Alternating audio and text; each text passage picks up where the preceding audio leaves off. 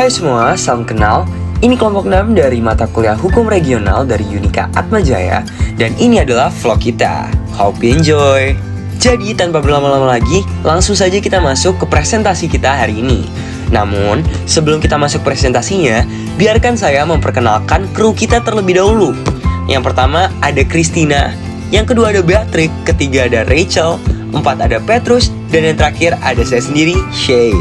Nah, karena kita sekarang udah saling kenal, kita langsung masuk aja ke vlognya, yaitu tentang hubungan kerjasama antara NKRI dengan Uni Eropa. Nah, tapi apa aja sih yang sebenarnya kita bakal bahas di vlog ini? Tenang aja, karena kita ada table of content, yang tentunya bakal ngejelasin tentang latar belakang, rumusan masalah, tujuan makalah, isi, kesimpulan, dan tentunya juga saran. Oke, kalau gitu kita langsung masuk aja ke bab 1 pendahuluan yang bakal dijelasin oleh teman saya, Christina. Saya akan menjelaskan latar belakang kerjasama antara Indonesia dengan regional Uni Eropa. Kerjasama antara Indonesia dengan regional Uni Eropa telah berlangsung sejak lama. Kerjasama tersebut dipengaruhi oleh hubungan antara Uni Eropa dengan ASEAN. Sebagai salah satu pendiri ASEAN dan merupakan negara yang memiliki pengaruh besar terhadap perkembangan regional Asia Tenggara, Indonesia tentu saja memiliki banyak wacana-wacana kerjasama dengan berbagai pihak, terutama di Uni Eropa, sebagai salah satu regional ideal hingga saat ini. Keterlibatan Indonesia dalam kerjasama Uni Eropa dalam ASEAN yang telah berlangsung sejak kurang lebih dari 30 tahun yang lalu tampak dalam keikutsertaannya dalam penandatanganan persetujuan kerjasama ASEAN dan Uni Eropa pada tahun 1980 yang mencakup bidang perdagangan, kerjasama ekonomi, dan pembangunan sebagai dasar untuk dialog kelembagaan. Uni Eropa yang secara kelembagaan merupakan sebuah integrasi kawasan regional. Negara-negara Eropa telah mengalami fase-fase di mana perkembangan itu tersebut kompleks dan mengakar. Terdiri dari 27 negara anggota yang memiliki pendapatan domestik bruto atau yang bisa disingkat dengan PDB terbesar di dunia. Uni Eropa tentu saja memiliki standar yang tinggi baik pada aspek birokrasi tetapi juga khusus pada aspek regulasi. Mulai dari standar operasional, prosedur, hingga syarat-syarat yang tinggi harus dipenuhi oleh Indonesia sebelum mendapatkan persetujuan untuk masuk dan bersaing secara mandiri di pasar Uni Eropa. Indonesia sebagai sebuah negara berkembang dan memiliki dinamikanya tersendiri dalam perjalanan kerjasamanya dengan internasional. Secara khusus, peranan regional Uni Eropa ini sangat tampak mencuat, baik isu demokrasi dan demokratisasi di Indonesia. Kurang lebih sejak dimulainya pada masa reformasi yang menggeser masa Orde Baru, yang kemudian membawa banyak perubahan di Indonesia di berbagai bidang, melingkupi politik, ekonomi, perkembangan isu HAM, dan lain-lain. Pada fase inilah di Uni Eropa, Indonesia menunjukkan bagaimana mereka kemudian dapat membantu Indonesia dalam proses demokratisasi dan juga pembangunan di berbagai bidang. Tepatnya pada bulan Februari 2000, Komisi Eropa juga telah mengeluarkan sebuah komunikasi kebijakan formal yang berjudul Membina Hubungan yang Lebih Erat Antara Indonesia dengan Uni Eropa. Hal tersebut merupakan wujud dialog politik antar kedua pihak. Baik, sekarang kita akan masuk ke bagian rumusan masalah dan tujuan makalah yang akan dijelaskan oleh teman saya Rachel dan juga Beatrix. Masuk dalam bagian rumusan masalah, berdasarkan latar belakang di atas, permasalahan yang akan dikaji adalah sebagai berikut. Yang pertama, bagaimana proses sejarah yang mendasarkan kerjasama yang terbentuk di antara negara Indonesia dan Uni Eropa. Yang kedua, bagaimana cara menjalin hubungan kerjasama yang lebih erat antara Indonesia dan Uni Eropa demi terciptanya ikatan antara dua negara yang lebih baik. Dan yang ketiga, apa saja kerjasama antara Indonesia? Tentulah dalam penulisan mempunyai tujuan untuk mengetahui arah dari penulisan ini dibuat. Tujuan yang pertama ialah untuk mengetahui sejarah antar dua negara dalam menjalin kerjasama dan mencari tahu proses yang dilalui. Tujuan yang kedua ialah untuk mengetahui kondisi hubungan kerjasama yang dimiliki oleh kedua negara tersebut dan mencari cara terbaik agar dapat menjalin hubungan kerjasama yang lebih baik dan erat antara dua negara sekaligus. Tujuan yang ketiga ialah untuk melihat bentuk kerjasama antara Indonesia bersama dengan regional Uni Eropa pada bidang apa saja. Baik, bab 1 sekarang sudah selesai. Maka kita bisa lanjut ke bab berikutnya, yaitu pembahasan yang akan dibacakan oleh saya sendiri dan teman saya Naldo. Sekarang kita masuk ke 2.1 yang membahas tentang sejarah kerjasama hubungan antara Indonesia dengan Uni Eropa. Kerjasama yang terbentuk di antara kedua pihak Uni Eropa dan Indonesia tentunya memiliki sejarah yang cukup panjang. Dan untuk terbentuknya suatu hubungan, tentunya dibutuhkan beberapa faktor yang nantinya akan membantu untuk membuat hubungan ini menjadi sesuatu yang realistis, yaitu faktor internal dan juga faktor eksternal. Namun tentunya fundamental dari suatu perjanjian adalah dengan adanya tujuan yang sama di antara kedua belah pihak. Nah, dengan adanya Uni Eropa yang beranggotakan negara-negara maju di Eropa, Indonesia melihat ini sebagai suatu peluang untuk membantu mereka untuk menjadi negara yang lebih maju di dalam skala internasional. Maka dari itu bukan hanya di bidang keamanan ataupun bidang pertanian, melainkan segala bermacam-macam bidang termasuk bidang perekonomian. Selain melihat faktor-faktor yang tadi, kita juga harus melihat bahwa adanya perbedaan latar belakang di antara kedua pihak, yaitu latar belakang Indonesia dengan latar belakangnya Uni Eropa. Namun walaupun latar belakang mereka yang berbeda, mereka menemukan adanya common interest atau common similarities di dalam tujuan mereka masing-masing, yaitu di mana Indonesia sendiri yang sedang melalui proses pembaruan demokrasi dalam sistemasi Presiden Soeharto, sedangkan Uni Eropa yang sudah menjadi suatu organisasi terkemuka di Eropa yang beranggotakan negara-negara maju di Eropa.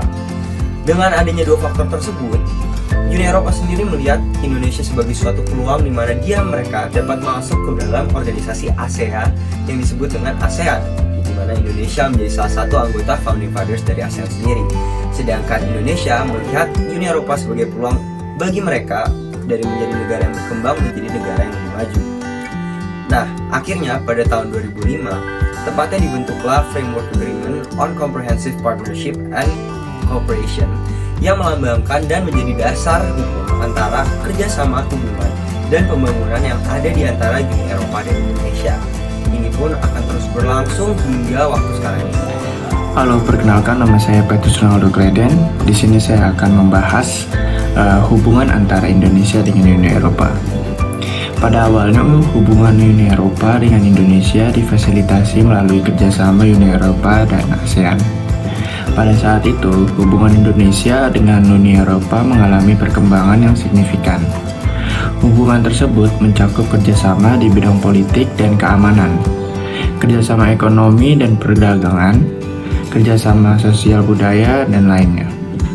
Sejak 2014, Uni Eropa dan Indonesia meningkatkan hubungan bilateral dengan memberlakukannya perjanjian kerjasama kemitraan, antara lain untuk mendorong pembangunan ekonomi yang inklusif, mempromosikan tata pemerintahan yang baik, melindungi lingkungan, melawan dampak perubahan iklim, dan mempromosikan pendidikan dasar.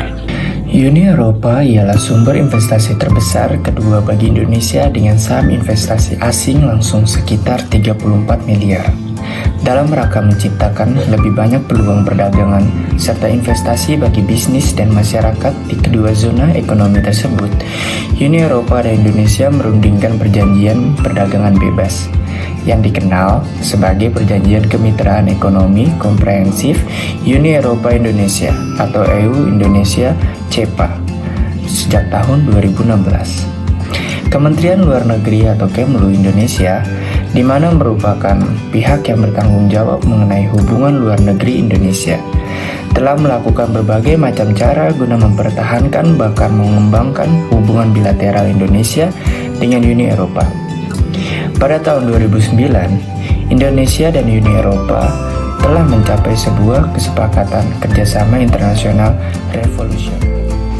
Sekarang kita bisa masuk ke 2.3 yang menjelaskan tentang jenis-jenis bidang kerjasama Indonesia dengan Uni Eropa yang meliputi bidang politik, sosial, dan juga ekonomi. Hubungan politik antara Indonesia dengan Uni Eropa dapat kita lihat dengan adanya dialog strategis menteri yang berupa forum tingkat menteri reguler yang dilakukan di antara Uni Eropa dengan Indonesia yang membahas tentang isu-isu bilateral, multilateral, nasional, atau bahkan global. Selain itu, kita juga bisa melihat dengan adanya anggota parlemen yang lebih interaktif kepada DPR RI, yaitu dengan adanya European Union Parliament Friendship Group atau IUPFG. Yang ini adalah menjadi contoh dari kerjasama antara Uni Eropa dengan Indonesia di bidang politik. Pada bidang sosial, kita bisa melihat dengan adanya Regional European Union Ministerial Meeting pada tahun 2005 yang membahas akan perjanjian non-perdagangan di antara kedua belah pihak, di mana Uni Eropa dan Indonesia membahas berbagai macam kerjasama yang meliputi berbagai bidang seperti climate change, public health, transportation, information society, dan juga termasuk energi dan mineral. Isu-isu seperti inilah yang tentunya dibahas bagi mereka karena dilihat sebagai suatu prioritas bagi kerjasama mereka. Selain itu, isu-isu di Indonesia pun juga ikut terbahas dalam bentuk multikultural, dalam bentuk toleransi di antara masyarakat, pendidikan atas generasi muda kita nantinya, dan yang terakhir tentunya adalah pengembangan teknologi untuk nantinya pengembangan nasional negara. Pada bidang perdagangan atau ekonomi, kita dapat melihat bahwa adanya berbagai macam kerjasama di antara kedua pihak, yaitu berupa seperti perjanjian permasalahan lisensi FLEGT, memastikan bahwa semua anggota ataupun pihak yang ada di perjanjian CEPA dapat mendapatkan manfaat yang adil, hambatan perdagangan, dan tentunya pembangunan negara yang lebih stabil dan tentunya dinamis. Dalam bentuk ini, kita dapat melihat bahwa adanya berbagai macam isu-isu yang harus dihadapi oleh Uni Eropa dan Indonesia. Maka, salah satu dari bentuk solusi konkret dari ini adalah perjanjian kemitraan ekonomi di antara Indonesia dengan Uni Eropa dari pada tahun 2016. Nah, salah satu dari contoh konkret inilah yang menjadi salah satu bentuk kerjasama di antara kedua pihak dalam bidang ekonomi. Nah, sekarang karena bab 2 udah selesai, kita bisa lanjut ke bab terakhir, yaitu adalah kesimpulan. Kita lanjut aja yang nantinya akan dijelaskan oleh saya sendiri. Sekarang kita bisa masuk ke kesimpulan, yaitu melalui makalah di atas dapat disimpulkan bahwa hubungan Indonesia dengan Uni Eropa telah berlangsung sejak lama dan berhasil memberikan kontribusi yang baik bagi kedua pihak.